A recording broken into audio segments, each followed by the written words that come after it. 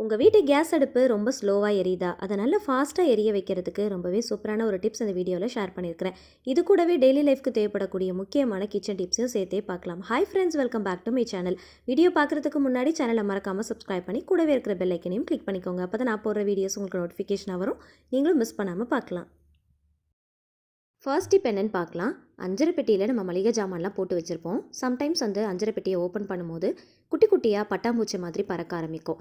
சீக்கிரமாக பார்த்தீங்கன்னா பதத்து போன மாதிரி ஆகிடும். வண்டு புழு பூச்சி கூட சீக்கிரமாக வர ஆரம்பிக்கும். பனிக்காலம் மழைக்காலத்தில் ஒரு விதமான ஈரத்தன்மை எல்லாத்துலேயுமே இருக்க தான் செய்யும். அதனால் கூட அந்த மாதிரியெல்லாம் வரும். பொதுவாக வெயில் வராத காலங்களில் தான் இந்த மாதிரியான பிரச்சனைகள் நமக்கு வரும். ஸோ வெயில் அடிச்சது அப்படின்னா நம்ம வெயிலே காய வச்சு எடுத்துக்கலாம். வெயில் இல்லாத டைமில் நம்ம நல்லா கழுவி காய வச்சதுக்கப்புறமா நல்லா சுத்தமாக தொடச்சிட்டு ஹேர் ட்ரையர் யூஸ் பண்ணிக்கோங்க. ஹேர் ட்ரையர் யூஸ் பண்ணும்போது அந்த ஈரத்தன்மைகள் எல்லாமே சுத்தமாக காணாமல் போயிடும். ரொம்ப ஹை ஸ்பீடில் வைக்காமல் லோ ஸ்பீடில் வச்சு அந்த ஹேர் ட்ரையரில் நல்லா அந்த ஹீட்டை காட்டிட்டு அதுக்கப்புறமா நம்ம மளிகை ஜாமான்லாம் போட்டு வச்சோம் அப்படின்னா சுத்தமாக ஈரத்தன்மை இருக்காது. சீக்கிரமாக வண்டு புழு பூச்சி பட்டாம்பூச்சி இதெல்லாம் வராது.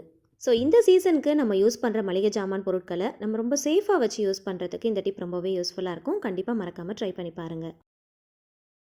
நெக்ஸ்ட் டிப் என்னன்றதை பார்க்கலாம். இதுக்காக ஒரு ஆரஞ்சு பழத்தை 2ஆக கட் பண்ணி எடுத்துருக்கிறேன். ஜூஸ் போடுறதுக்கு நம்மக்கிட்ட மெஷின்லாம் இல்லை அப்படின்னா அதுக்கு பதிலாக தயிர் மோர்லாம் கடையிறதுக்காக மத்து வச்சுருப்போம் இல்லையா, அதை இந்த மாதிரி வச்சு நல்லா ரொட்டேட் பண்ணிங்க அப்படின்னா ரொம்ப ஈஸியாக ஜூஸ் போட்டுடலாம்.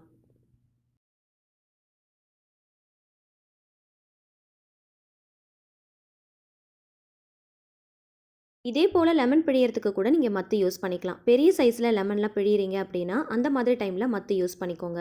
நம்மக்கிட்ட ஜூஸ் போடுறது இல்லை அப்படின்னா அதுக்கு பதிலாக இந்த மாதிரி மத்து யூஸ் பண்ணி நம்ம ஈஸியாக ஜூஸ் போட்டுக்கலாம். மிக்ஸி ஜாரில் நம்ம ஜூஸ் போட்டோம் அப்படின்னா ஒரு விதமான கசப்பு தன்மை இருக்கும். நார்மலாகவே சிட்ரஸ் ஃப்ரூட்ஸ்லாம் நம்ம யூஸ் பண்ணி ஜூஸ்லாம் போடுறோம் அப்படின்னா அதில் இருக்கிற அந்த சீட்ஸாக இருக்கட்டும் தோலாக இருக்கட்டும் ரொம்ப பிழிஞ்சு எடுத்துட்டோம் அப்படின்னா ஒரு விதமான கசப்பு தன்மை இருக்கும். ஸோ மிக்ஸி ஜார் யூஸ் பண்ணி நம்ம ஜூஸ் போடுறதை விட மத்து யூஸ் பண்ணி ஜூஸ் போடும்போது ரொம்ப குயிக்காக வேலை முடிஞ்சிடும். ரொம்ப ஈஸியாகவும் போட்டு இதுக்காக ஜூஸர் மிக்சர் எதுவுமே நம்ம வாங்க தேவையில்லை. ட்ராவலிங் டைமில் ரொம்பவே யூஸ்ஃபுல்லாக இருக்கும். ஹேண்ட்பேக்கில் மற்ற வச்சு நம்ம ரொம்ப ஈஸியாக கொண்டு போயிடலாம். நம்மளுடைய வேலையும் ரொம்ப ஈஸியாக குயிக்காக முடிஞ்சிடும். கண்டிப்பாக ட்ரை பண்ணி பாருங்கள். நெக்ஸ்ட் டிப் என்னன்றதை பார்க்கலாம். பனிக்காலத்தில் முக்கியமாக எல்லாருமே ஹேண்டில் பண்ணக்கூடிய ஒரு விஷயம் என்னென்னு பார்த்தீங்கன்னா, கோகனட் ஆயில் நம்ம வாங்கி வைக்கிறோம் அப்படின்னா இந்த மாதிரி ரொம்ப கட்டியான மாதிரி ஆகிடும். ஸோ அதுக்கு இந்த டிப் ரொம்பவே யூஸ்ஃபுல்லாக இருக்கும். கண்டிப்பாக ட்ரை பண்ணி பாருங்கள். ஸோ நம்ம வாங்குகிற கோகோனட் ஆயில் இந்த மாதிரி பிளாஸ்டிக் கண்டெய்னரில் இருக்குது அப்படின்னா அதை ஹீட் பண்ணுறது நமக்கு ரொம்ப கஷ்டமாக இருக்கும். அதுக்கு இந்த மாதிரி ஹேர் ட்ரையரை சுற்றி ஒரு 2லேருந்து 3 செகண்ட்ஸ் காட்டினாலே போதும். உள்ளே இருக்கிற அந்த கோகோனட் ஆயில் ரொம்ப ஈஸியாக மெல்ட் ஆயிரும். கொஞ்சமாக தேவை அப்படின்னா ஜஸ்ட் ஒரு 2 to 3 செகண்ட்ஸ் மட்டும் இந்த மாதிரி ஹேர் ட்ரையரை காட்டிக்கோங்க. இல்லை ஃபுல்லாகவே மெல்ட் பண்ணி எடுக்கணும் அப்படின்னா 5 to 10 minutes காட்டினீங்க அப்படின்னா கரெக்டாக இருக்கும்.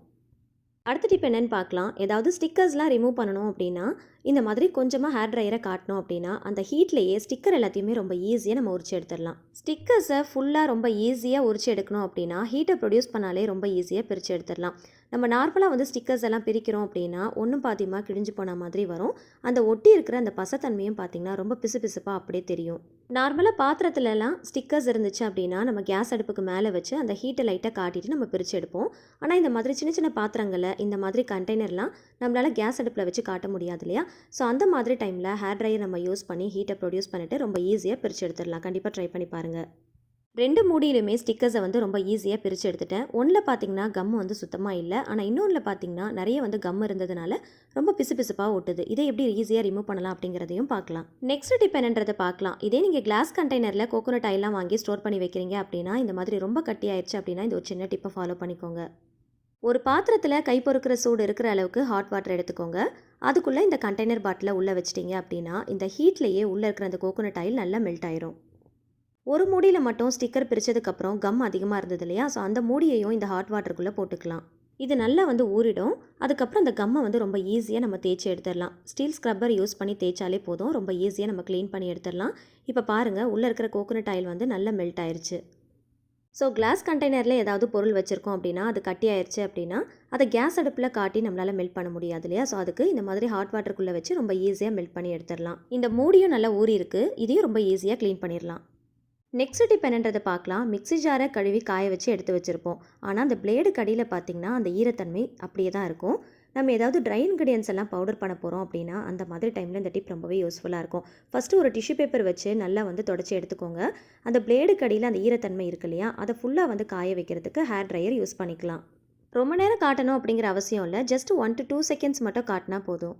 பிளேடுக்கு அடியில் இருக்கிற ஈரம் சுத்தமாக காஞ்சு போயிடும். அதுக்கப்புறம் நம்ம யூஸ் பண்ண ஆரம்பிக்கலாம். மூடியிலையும் பார்த்தீங்கன்னா அந்த கேஸ்கெட்லாம் போடுறோம் இல்லையா, ஸோ அந்த இடத்துலையும் கொஞ்சம் லைட்டாக வந்து ஈரப்பதம் இருக்கும். ஹேர் ட்ரையர் காட்டணும் அப்படின்னா சுத்தமாக அந்த ஈரம் எல்லாமே காஞ்சு போயிடும். நம்ம ஏதாவது ட்ரை இன்கிரியன்ஸ்லாம் பவுடர் பண்ணுறோம் அப்படின்னா கண்டிப்பாக ஈரப்பதம் இல்லாத மிக்ஸி ஜாரில் பவுடர் பண்ணாதான் ரொம்ப நாளைக்கு நம்ம ஸ்டோர் பண்ணி வச்சு யூஸ் பண்ண முடியும். ஸோ அந்த மாதிரி டைமில் கண்டிப்பாக இந்த டிப்பை நீங்கள் மறக்காமல் யூஸ் பண்ணிக்கோங்க. வெயில் இல்லாத டைமில், பனிக்காலத்தில், மழைக்காலத்தில் கண்டிப்பாக இந்த டிப் எல்லாருக்குமே ரொம்பவே யூஸ்ஃபுல்லாக இருக்கும்.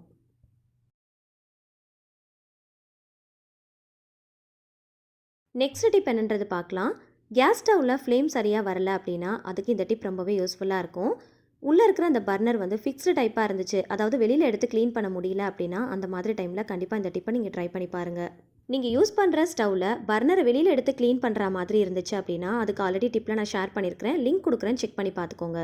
ஸோ ஃபிக்ஸ்டு டைப்பில் பர்னர் இருக்கிற மாதிரி கேஸ் அடுப்பு யூஸ் பண்ணுறீங்க அப்படின்னா இந்த டிப்பை ட்ரை பண்ணி பாருங்கள். கேஸ் பர்னரில் இருக்கிற ஹோல்ஸில் அடைப்புகள் இருந்துச்சு அப்படின்னா நமக்கு சரியாக வந்து ஃப்ளேம் வராது. அதுக்கு இந்த மாதிரி டூத் ஸ்டிக் இருந்துச்சு அப்படின்னா அதை உள்ளே விட்டுட்டு நல்லா வந்து இந்த மாதிரி சுற்றி சுற்றி விட்டீங்க அப்படின்னா எந்த அடைப்புகள் இருந்தாலும் ரொம்ப ஈஸியாக க்ளீன் பண்ணிடலாம். இந்த அடைப்புகள் எதனால் வருதுன்னு பார்த்தீங்கன்னா, நம்ம சமைக்கும் போது பொங்கி வழியறதை கவனிக்காமல் விட்டுட்டோம் அப்படின்னா அந்த பொங்கி வழியறது எல்லாமே இந்த பர்னரில் இருக்கிற அந்த ஹோல்ஸில் உள்ளே போய் அப்படியே அடைச்சிரும். அதனால் அந்த அடைப்புகள் இருக்கிறதுனால நமக்கு சரியாக வந்து ஃப்ளேம் வராது. எந்த விதமான அடைப்பும் இல்லாமல் ரொம்ப ஃப்ரீயாக இருந்தால் மட்டும்தான் கேஸ் வந்து சரியாக பாஸ் ஆகும், நமக்கு ஃப்ளேமும் நல்லா வரும். ஃபிக்ஸ்டு டைப்பில் பர்னர் இருக்கிறதுனால நம்மளால் வெளியில் எடுத்து க்ளீன் பண்ண முடியாது, உள்ளேயே வச்சும் வாஷ் பண்ணவும் முடியாது. அதுக்கு ஃபஸ்ட்டு இந்த மாதிரி அடைப்புகளை நம்ம க்ளீன் பண்ணிட்டோம் அப்படின்னா ஃப்ளேம் வந்து நல்லா ஃபாஸ்ட்டாக எரிய ஆரம்பிக்கும். டூத் ஸ்டிக்கை யூஸ் பண்ணி பர்னரில் இருக்கிற அடைப்புகளை க்ளீன் பண்ணதுக்கப்புறமா ஹேர் ட்ரையரை கொஞ்சம் ஃபாஸ்ட் மோடில் வச்சு இந்த மாதிரி ஃபோர்ஸாக காட்டினோம் அப்படின்னா அந்த அடைப்புகள் எல்லாமே அப்படியே கவுண்டர் டாப்பில் கீழே விழுந்துடும். நம்ம க்ளீன் பண்ணி வெளியில் எடுத்த அந்த அடைப்புகள் எல்லாத்தையுமே மொத்தமாக வெளியில் எடுத்தால் மட்டும்தான் நமக்கு ஃப்ளேம் வந்து நல்லா எரிய ஆரம்பிக்கும். அது அப்படியே உள்ள பர்னரில் கடைசியில் அப்படியே தங்கியிருந்தால் கூட நமக்கு சரியாக வந்து ஃப்ளேம் வராது. ஸோ அதனால் இந்த மாதிரி ஹேர் ட்ரையரை வந்து ஃபாஸ்ட் மோடில் வச்சு காட்டும் போது உள்ளேருந்து வர அந்த காற்றுல பார்த்திங்கன்னா அந்த அடைப்புகள் எல்லாமே அப்படியே கவுண்டர் டாப்பில் கீழே விழுந்திருக்கும். அதுக்கப்புறம் கவுண்டர் டாப்பை ரொம்ப ஈஸியாக க்ளீன் பண்ணிடலாம். இப்போ நம்ம வந்து ஃப்ளேம் ஆன் பண்ணி பார்க்கலாம் எந்த அளவுக்கு நல்லா ஃபாஸ்ட்டாக எரியுதுன்னு பாருங்கள். ஸோ ஃபிக்ஸ்டு டைப்பில் பர்னர் இருக்கிற கேஸ் அடுப்பை நம்ம யூஸ் பண்ணுறோம் அப்படின்னா வெளியில் எடுத்து நம்மளால் வாஷ் பண்ண முடியாது. அந்த டைமில் கண்டிப்பாக இந்த டிப் ரொம்ப ரொம்ப யூஸ்ஃபுல்லாக இருக்கும். ஒரு டூத் ஸ்டிக்கும் ஹேர் ட்ரையரும் இருந்தால் போதும், உங்களுடைய கேஸ் அடுப்பை ஃப்ளேமை வந்து நல்லா ஃபாஸ்ட்டாக எரிய வைக்கலாம். ஸோ கேஸ் அடுப்பில் ஃப்ளேம் சரியாக வரல, ஃபாஸ்ட்டாக வரல அப்படின்னா எடுத்த உடனே சர்வீஸ் சென்டருக்கு எடுத்து போயிடாமல் வீட்லேயே ஃபஸ்ட்டு ட்ரை பண்ணி பாருங்கள். அதுக்கப்புறமாவும் சரியாக எரியலை, ஏதாவது ஃபால்ட் இருந்துச்சு அப்படின்னா நீங்கள் கடைகளில் கொண்டு போய் ரிப்பேர் பண்ணிக்கலாம், இல்லைனா சர்வீஸ் சென்டர்லேருந்து ஆள் வர வச்சு கூட நீங்கள் பார்த்துக்கலாம். ஃபஸ்ட்டு வந்து வீட்டில் ட்ரை பண்ணுறதுக்கு கண்டிப்பாக இந்த டிப்பை யூஸ் பண்ணி பாருங்கள், ரொம்பவே யூஸ்ஃபுல்லாக இருக்கும். கேஸ் ஸ்டவ் க்ளீன் பண்ணுறதுக்கு ரொம்ப ஈஸியான டிப்ஸ்லாம் ஆல்ரெடி நம்ம சேனலில் வீடியோவாக ஷேர் பண்ணியிருக்கிறோம். ஸோ தேவைப்படுறவங்க செக் பண்ணி பாருங்கள், ரொம்பவே யூஸ்ஃபுல்லாக இருக்கும். நெக்ஸ்ட் டிப் என்னன்றதை பார்க்கலாம். நம்ம யூஸ் பண்ணக்கூடிய ட்ரெஸ்ஸில் ஏதாவது ஈரம் பட்டுருச்சு அப்படின்னா நம்ம அவசரமாக வெளியில் கிளம்பும் போது உடனே காய வைக்கிறதுக்கு இந்த ஒரு சின்ன டிப்பை ஃபாலோ பண்ணிக்கோங்க. இதை உங்களுக்கு எக்ஸாம்பிளுக்கு காட்டுறதுக்காக ஒரு ஷர்ட்டில் கொஞ்சமாக நான் தண்ணியை ஊற்றிருக்கேன். இப்போ ஹேர் ட்ரையரை ஹை ஸ்பீடில் வச்சு நம்ம காட்டினோம் அப்படின்னா அந்த ஈரம் வந்து ரொம்ப ஈஸியாக காஞ்சிரும். நம்ம போட்டிருக்கிற ட்ரெஸ்ஸில் ஏதாவது ஈரம் பட்டாலோ இல்லைனா வந்து ஈரமாக இருக்கிற ஷர்ட்டை உடனே வந்து காய வச்சு நம்ம போட்டுட்டு போனோம் அப்படின்னா கொஞ்சம் லைட்டாக ஈரமாக இருந்துச்சு அப்படின்னா ஹேர் ட்ரையர் வச்சு காட்டிட்டு அதுக்கப்புறம் அயன் பண்ணிங்க அப்படின்னா அந்த ஈரம் எல்லாமே சுத்தமாக காஞ்சி போயிடும். வெயில் இல்லாத டைமில் இந்த டிப் ரொம்பவே யூஸ்ஃபுல்லாக இருக்கும், கண்டிப்பாக ட்ரை பண்ணி பாருங்கள். பட்டை ஈரத்தை உடனே காய வைக்கிறதுக்கு கண்டிப்பாக இந்த ட்ரிக் ரொம்பவே யூஸ்ஃபுல்லாக இருக்கும். இப்போ பாருங்கள் ஃபுல்லாக வந்து அந்த தண்ணி எல்லாமே காஞ்சி போயிடுச்சு. ஸோ கண்டிப்பாக இதை நீங்கள் ட்ரை பண்ணி பாருங்கள். எமர்ஜென்சி டைமில் கண்டிப்பாக இந்த டிப் ரொம்பவே கை கொடுக்கும்.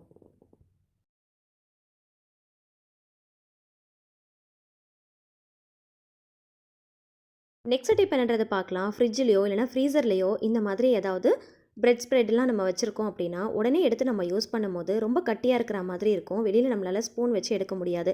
ஸோ அந்த மாதிரி டைமில் ஹேர் ட்ரையர் யூஸ் பண்ணிங்க அப்படின்னா உள்ளே எந்த அளவுக்கு கட்டியாக இருந்தாலும் அது வந்து ஈஸியாக மெல்ட் ஆயிரும். மார்னிங் நம்மளுடைய குழந்தைங்களுக்கு நம்ம பிரேக்ஃபாஸ்ட்லாம் நம்ம ரெடி பண்ணுறோம் அப்படின்னா பிரெட் ஸ்ப்ரெட்டில் இந்த மாதிரி யூஸ் பண்ணுறதுக்கு நம்ம டக்குன்னு எடுக்க முடியாது, இதுக்காக நம்ம வெயிட் பண்ணவும் முடியாது. ஸோ அந்த மாதிரி டைமில் கண்டிப்பாக அந்த டிப் ரொம்ப யூஸ்ஃபுல்லாக இருக்கும், ட்ரை பண்ணுங்கள். நெக்ஸ்ட் டிப் என்னன்றதை பார்க்கலாம். பட்டர்லாம் யூஸ் பண்ணி ஏதாவது ரெசிபி நம்ம சட்டுன்னு பண்ணணும் அப்படின்னா பட்டர் வந்து நம்ம ஃப்ரீசர்லேருந்து எடுக்கும் போது ரொம்ப ஹார்டாக இருக்கிற மாதிரி இருக்கும், நம்மளால் ஈஸியாக கட் பண்ண முடியாது. ஜஸ்ட் ஒரு 1 to 2 செகண்ட்ஸ் மட்டும் ஹேர் ட்ரையர் காட்டினீங்க அப்படின்னா ரொம்ப ஈஸியாக கட் பண்ணி எடுத்துடலாம், ட்ரை பண்ணி பாருங்கள். ஸோ நம்ம செய்யக்கூடிய ரெசிபியை ரொம்ப குயிக்காக ஃபாஸ்ட்டாக முடிக்கிறதுக்கு இந்த டிப் ரொம்பவே யூஸ்ஃபுல்லாக இருக்கும், ட்ரை பண்ணுங்கள். நெக்ஸ்ட் டிப் என்னன்றது பார்க்கலாம். ஒரு கிளாஸ் கண்டெய்னர் தான் நான் எடுத்துருக்கிறேன். இதில் 1 to 2 செகண்ட்ஸ் மட்டும் ஹேர் ட்ரையர் காட்டிக்கலாம். நல்லா வாஷ் பண்ணிட்டு காய வச்ச கண்டெய்னர் பாக்ஸ் தான். இருந்தாலுமே அதில் ஒரு விதமான ஈரத்தன்மை இருக்கும் அப்படிங்கிறதுக்காக நான் ஹேர் ட்ரையர் காட்டியிருக்கிறேன். ஸோ நட்ஸ் எல்லாம் போட்டு நம்ம ஸ்டோர் பண்ணுறதுக்கு முன்னாடி நம்ம போடக்கூடிய அந்த கண்டெய்னர் பாக்ஸில் இந்த மாதிரி ஹேர் ட்ரையரை ஜஸ்ட் ஒரு 1 to 2 செகண்ட்ஸ் மட்டும் காட்டிட்டு அதுக்கப்புறம் நீங்கள் நட்ஸ் எல்லாம் போட்டு நீங்கள் டைட்டாக ஸ்டோர் பண்ணி வச்சிங்க அப்படின்னா உள்ளே வந்து சீக்கிரமாக பதத்து போகாமல் இருக்கும். ட்ரை பண்ணுங்கள்.